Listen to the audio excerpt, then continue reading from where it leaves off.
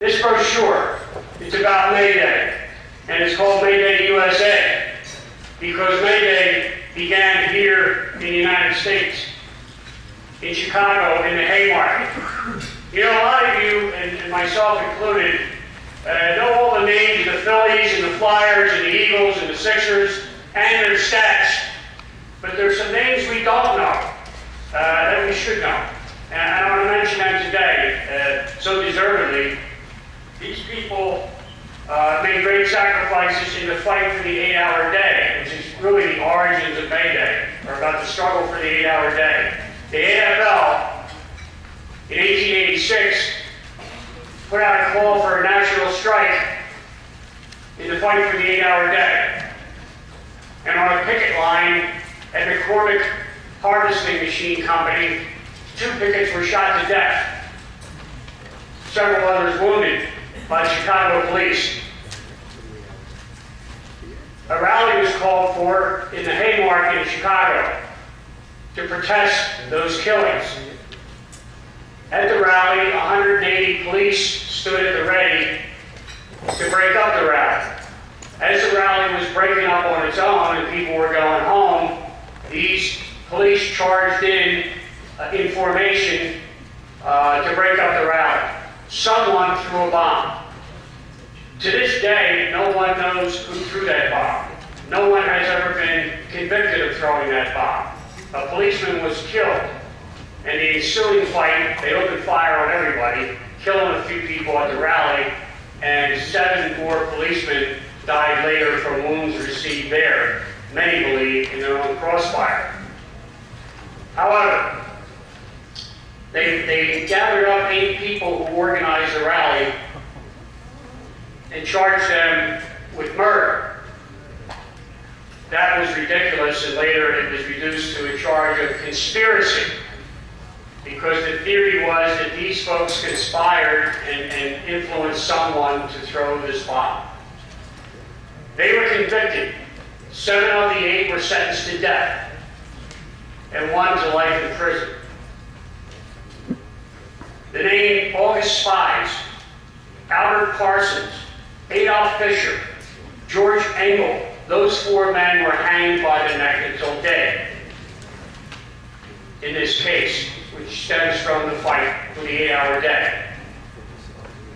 Louis Ling committed suicide the night before those hangings to cheat the hangman. Michael Schwab, Samuel Fieldman, and Oscar Neebe were sentenced and several years later pardoned, as were all.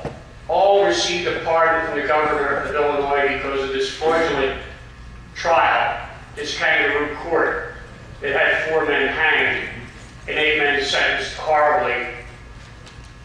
A few years later, at a convention in Paris, the AFL put forward a resolution. That resolution said that May 1st should be set aside to honor the Haymarket martyrs and all workers in the world. That day is honored all over the globe today, but very little is said about it in the United States. We felt that that was a travesty of justice and had begun to recognize May Day and honor that day and have a celebration. Last year we held our first at 71st and Buist in Elmwood Park, which we will do again next Friday from noon till 2 in Elmwood Park, the same place, where a labor monument is about to be constructed, and I think construction has just begun.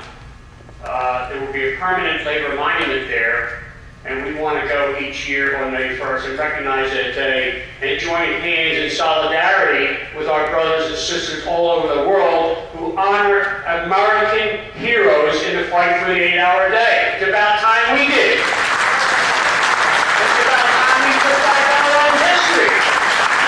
It's about time. We weren't taught this stuff in school. We weren't taught the true history of our own class. It's about time we took up the the project ourselves. One of the ways we're doing that is there's a school near that park named Tilden Middle School. Last year, several hundred students from that school came to our May Day event to begin to learn the true history. This year, we decided, through a grant from the Indiana University of Pennsylvania, to give them a book on American history that's more truthful. The book was written by Howard Zinn, the author of The People's History of the United States, who has also written a second book called The People's History of American Imperialism. That book sells for $17 at Barnes & Noble. We just donated 250 of those books to that school so the kids can read some real history written by somebody who told them the truth. That's a project that we want to continue. I believe that each year we should give books to schools that tell the truth and give the real history, which was hidden from all of us. All of us went through schools that never told us this stuff. You're learning this stuff here today and continuously. We are, PLHS is an educational and advocacy organization. Education is part of it.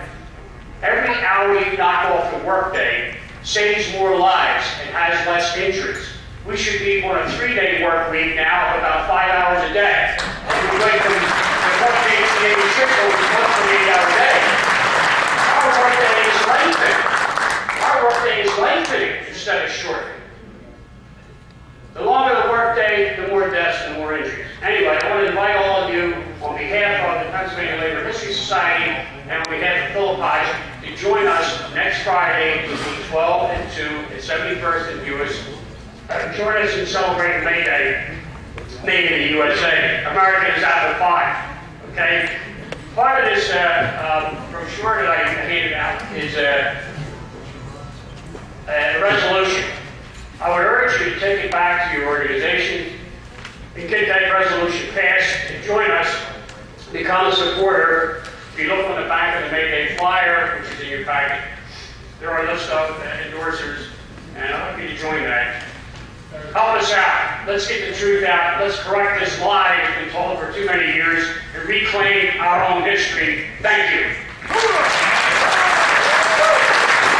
When Congressman Murphy said, you know, for standing up for the issues that I stand up for, people began to call me a socialist, a communist, or something to that effect, he said. And I remember something an old organizer told me at the beginning of the first days I began doing organizing work, and that was, if they ain't calling you a communist, you ain't doing enough.